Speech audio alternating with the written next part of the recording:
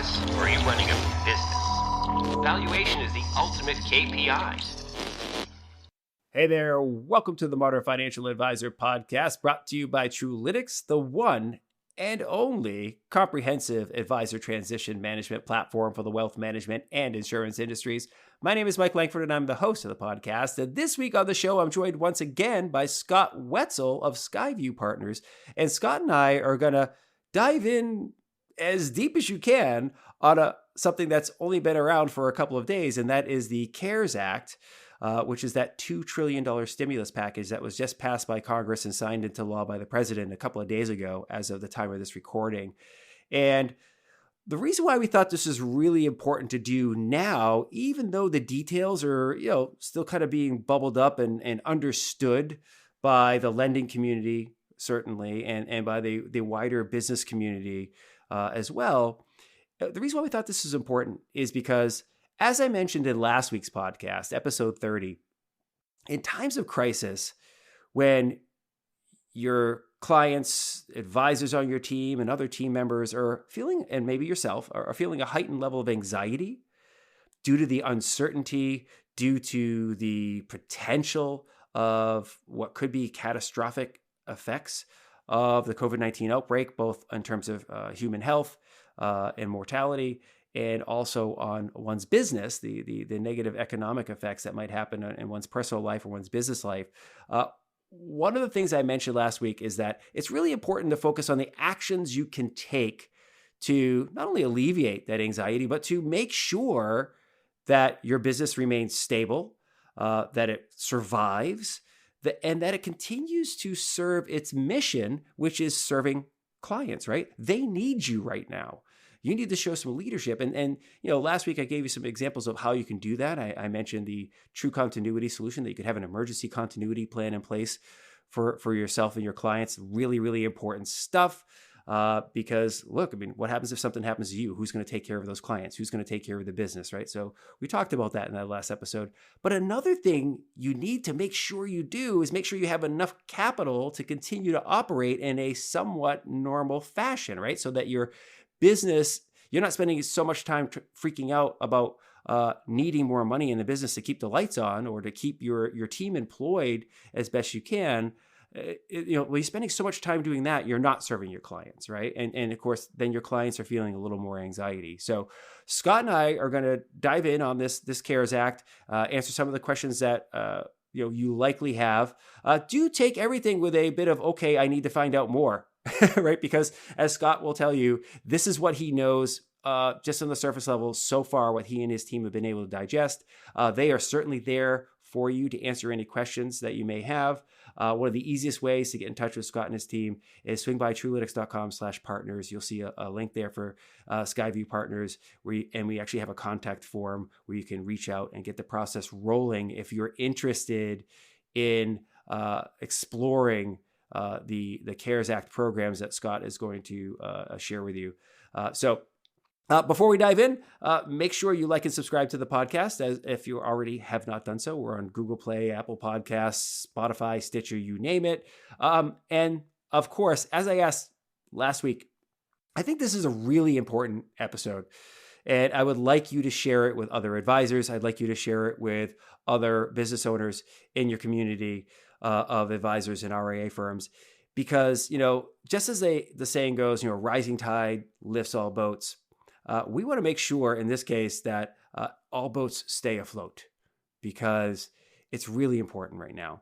It's important for our industry, important for the clients at large, important for the economy that we all rely on, that all wealth management firms survive this to the best of their ability with minimizing any carnage. And having access to capital is one of the most important things one can do in a down market. And in this market with so much uncertainty in it, let's make sure that everybody gets the information that can be helpful to them. Okay. So please do share this out. Okay. Well, without further ado, let's get to it with Scott Wetzel from SkyView Partners. Hi, Scott. It's really great to have you on the show today. And it's particularly appropriate and timely to have you here, given the fact that the CARES Act was it yesterday or the day before, made official. So I'm really thrilled to have you on now.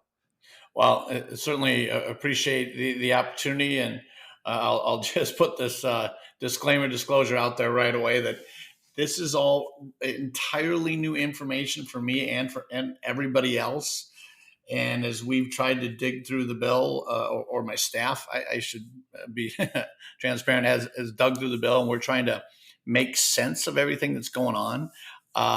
Happy to come on, but I don't know all the answers, but I'll certainly try to provide answers to your questions to the best of my ability. Well, I really appreciate that, and it's fantastic that you're willing to do that because I think, like all of us, this is a first ever type of experience. We've never had to wrestle with this type of thing. We've been spending a lot of time at Truelytics sharing information with advisors based on what we know and helping them prepare for this great time of uncertainty here. And one of the things that the drums that I've been beating pretty hard is focus on the actions you can take for your business, for your clients, for your advisors, if you're heading up a broker dealer or a wealth management firm. So this is a perfect example of that because, look, we want to give you good information. Chances are there are advisors out there that are thinking about their funding needs. So what does this CARES Act mean for them? And then actually kind of by extension, they might be thinking, what does it mean for their clients as well? Because I'm sure many advisors have clients who are business owners, and this is some meaningful stuff. So any information they can get from you and from us here on the pod and elsewhere can be super helpful for them as well. So I guess first thing to do is set the tone here. Let's talk about what does the CARES Act stand for, and what are the kind of the couple of high level key elements of it. So I'm to be totally transparent again, I need to read it just so I get it exactly correct, because I want to make sure that we're accurate, because really everything we're seeing is coming out from this entire CARES Act is being run through the SBA. And so, the CARES Act does stand for Coronavirus Aid, Relief, and Economic Security Act, in which has a couple subsections that I can speak to around the loan assistance programs. Namely, they made some modifications to pre-existing SBA disaster relief funds that are called Economic Injury Disaster Loans, or EIDLs. But they also created a new SBA program that's, if we could focus on that one, I think it's most applicable to the RIA community, and that's the Paycheck Protection Program, or PPP loans. Just rolls right off your lips, doesn't it? I mean, it's really so, yeah. If you've got a stutter, it's not a good thing for you, right? It'll just go on forever. We'll find out, I guess, right? So that's really interesting. So let's dive into a little bit about the PPP. And again, you mentioned that you and your team were really going through, and it like all of these government acts and so forth, there's hundreds, if not thousands, of pages involved. But what businesses are available, or are eligible for the PPP? So essentially, any business under 500 employees is eligible. And so obviously that does include the RIA community. It is included clearly in that classification. But this is really the key threshold, and not really in terms of, it's debatable whether or not this goes to eligibility, but the attestation or the requirement from the applicant, possibly borrower, that the uncertainty of the current economic conditions makes it necessary for that borrower to make this loan request to maintain ongoing operations for their business. Okay. So it is, I'm not sure how to classify this, because it's a needs-based self-certifying test, correct? Right. Yeah. And it's interesting, that's one of the things I think is so important to kind of level set for everybody is this is the thing that's in motion, right? Nobody's done this before with the PPP, right? Like it's, like you said, some of this is a modification of other disaster relief type bills, but there's going to be a lot of balls in the air here. So we are going to figure out some of this as we go along, but it's really kind of, to as you mentioned, just about everyone listening to this podcast and our conversation is likely going to be at a firm in which they're eligible for this. So whether they're a solo RIA advisor or they have a team, I have yet to see the RIA firm where there's more than 500 employees at it. In terms of I'm sure there's a few, but you don't see many. Let's put it that way. Yeah, absolutely. I'm not sure what some of the consolidators may have, but that might even be a large number for them. Right, exactly. So let's kind of dig into, I'm sure one of the questions, once you figure out if you're eligible or not, I would assume one of the follow-up questions is, okay, how much can I borrow here? How much money is available for my business, and how do I get at it? Right? Because people are starting to figure out like what's going to be their shortfall, what do they need to make sure that their business stays stable and secure as we navigate through this crisis. So the loan amount is the lesser of two options. And I think the RIA community will fall into the first bucket, which is 2.5 times average monthly payroll expenses or a $10 million maximum. Okay. Which then the real question there is, what constitutes those payroll expenses? And it's a lot of categories you can probably assume. And we do have a lot of information, very granular information available at skyview.com that we just launched this morning.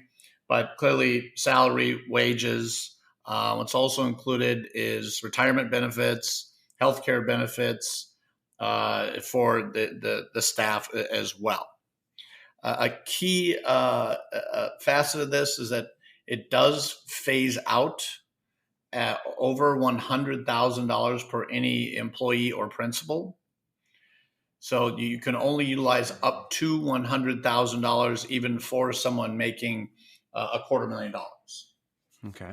Before we kind of dive into some more of the details of the actual loans and what it means, but what are some of the use cases or the rationale that somebody may want for this, right? I think to myself, like, okay, if I all of a sudden have a lot of uncertainty about my business, just given what's happening in the markets and what may happen in the market, you and I talked a little bit about this in terms of what SkyView does for advisors and some of the use cases that advisors have for securing outside funding. Maybe we kind of talk about, like, in this particular instance, what do you see some of the use cases for an advisor or an RA firm seeking the PPP funding? Well, so this is where the PPP program gets really interesting and unique to any quote unquote loan program, that up to 100% of the principal balance of the loan is forgivable, provided that the loan proceeds are utilized appropriately. And which we go into categories that make sense. So obviously, they want the loan proceeds applied to payroll, mm-hmm. healthcare, insurance, utilities, interest on any commercial real estate obligation, or rent or lease payments. So to the extent that they're utilizing the loan proceeds appropriately and as the SBA desires the borrower to utilize those proceeds, they are forgivable. Okay, and that's a really enticing offer, right? If you imagine it, and you get the reason why, right? It's interesting. I'm always fascinated by these types of programs that the government will come up with in times of need. It's like, what's the incentive behind this? The incentive behind this is nobody wants you laying off your executive assistant people that are working on your team that may not be front-facing advisors, and they certainly don't want you laying off advisors either, right? They want you to keep your team intact because mass unemployment has a cascading effect.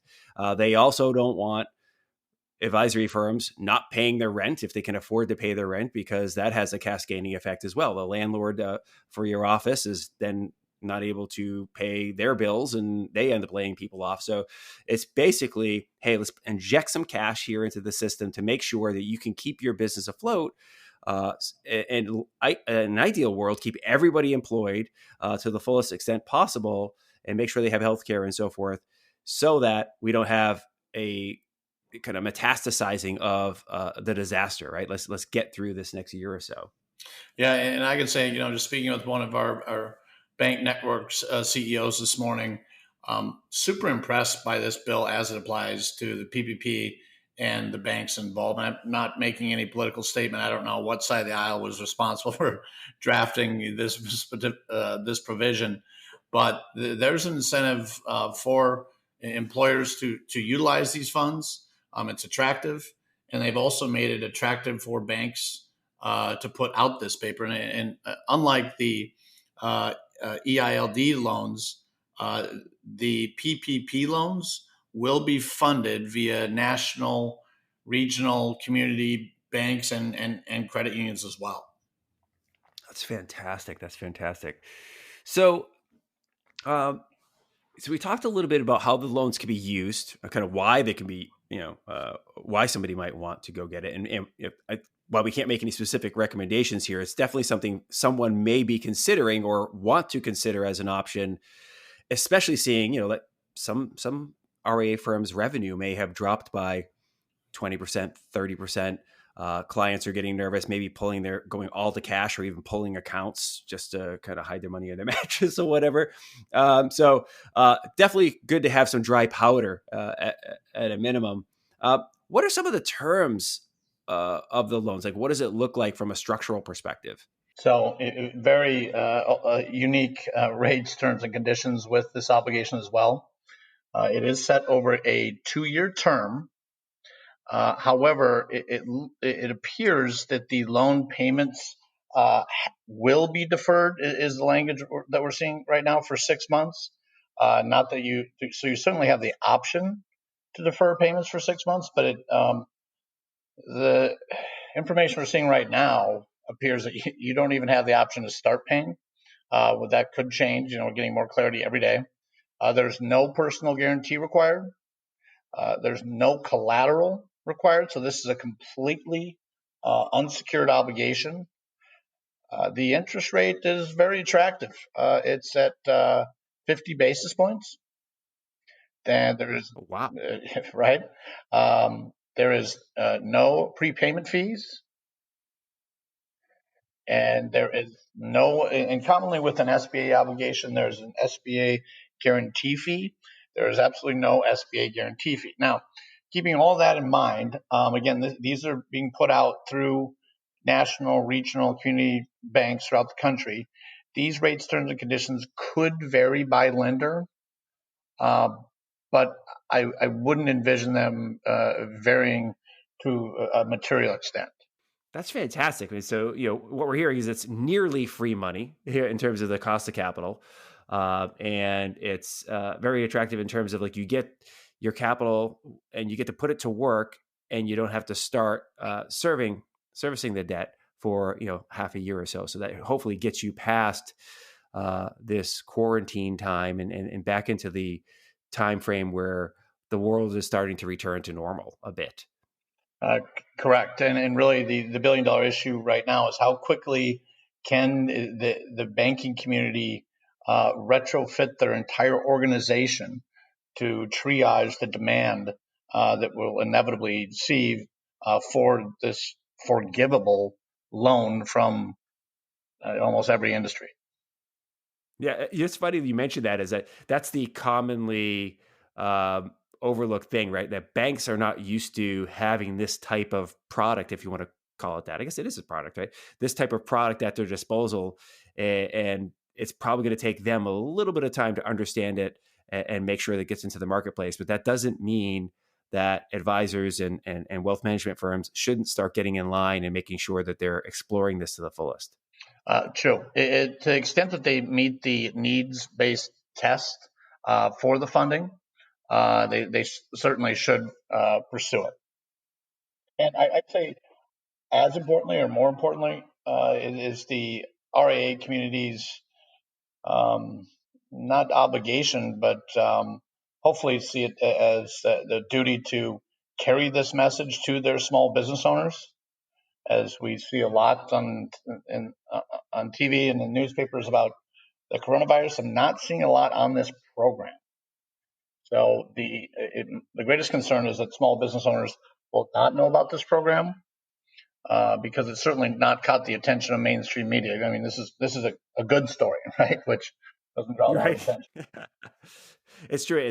And this is kind of, as you and I had talked about before, this is what clients are relying on their advisors to bring to them is sound financial advice of what can I do now in my business. And I assume many advisors have small business owners as their clients, as probably as their most valuable clients in their book of a business. So make sure you reach out to your clients as well and take them through this information as much as possible. So share this podcast and have these types of conversations with your clients as well.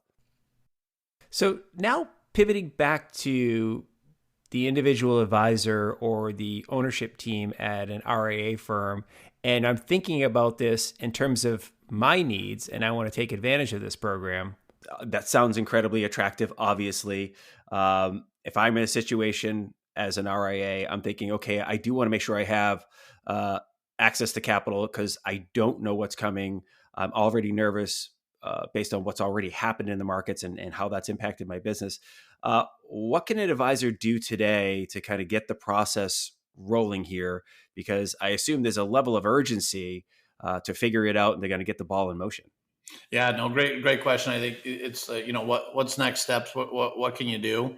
And we do not have guidance yet on what the SBA will be directing the banking community, and this will include the banking, the banks, as well as it appears a lot of the fintechs are going to help get these funds out as well, which should be a very efficient process. But per our understanding of what will be required for this underwriting, it's things like articles of incorporation or bylaws, an operating agreement. They always require copies of driver's license, and we have a comprehensive list again at skyview.com.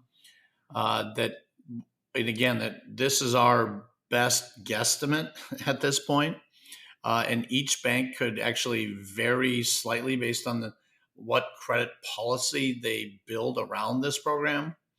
But at the end of the day, the most important factor for the banks, because again, I've never seen this, that a bankruptcy is irrelevant to underwriting these loans. You could have had a bankruptcy last year. They actually don't ask the question about prior bankruptcies that we've seen.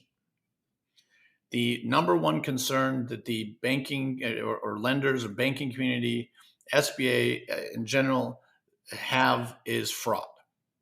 Okay. So really, everything that they're checking just goes to substantiate that, number one, that you're a real entity. So they're going to be looking for your EIN number, that you're a real person. They want to see your driver's license. But second, that you can present payroll figures, and we're not certain yet if it's trailing 12 months or 2019 average, to substantiate the loan amount that you're requesting. Interesting. Okay. It's the lightest amount of source documents that we've ever seen for any underwriting ever, and the lowest threshold that any borrower that you could imagine for a small business. That presumptively, this for the RIA community will go to practices with probably operating at lower profit margins, but overall, it is available to anyone. So, what I hear in kind of that narrative in terms of the lowest amount of documentation required to get things moving is there's an urgency here to get this capital into the marketplace. So advisors and RIA firms aren't in a position where they're laying people off, aren't in a position where they're not paying their bills, right? That it's let's make sure we get this, as you said, injection of liquidity and capital out into the hands of the business owners so that we maintain some level of stability while we go through this COVID-19 crisis and the economic fallout that is certainly going to happen regardless of this act. But this is making sure that things hopefully stabilize at some point, and give everybody access to the money they need to keep their business going.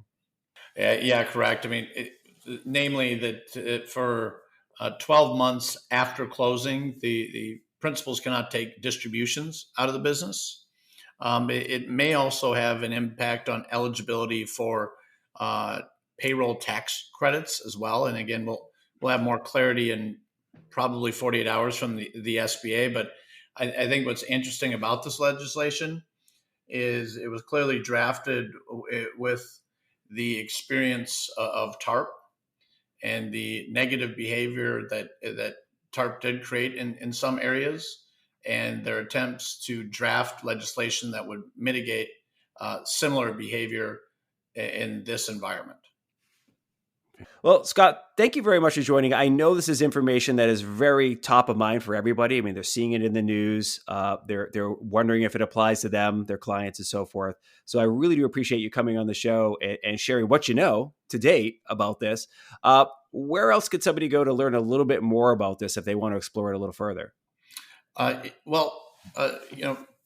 a very biased standpoint, at skyview.com, we have a lot of information that digs a lot deeper into some of these categories. I'm assuming the SBA website may be a great source of information as well as we receive more guidance. And also, I've seen from our CPA, most CPAs are putting out a lot of content around this right now, and law firms as well. But you can always go to skyview.com and go to our CARES Act loan information section. And ours is a very narrow window of fuzzy knowledge right now, as it just applies to the PPP program and a lot of things that we spoke to today, as well as what you need to do or what information you might need to provide for the application process.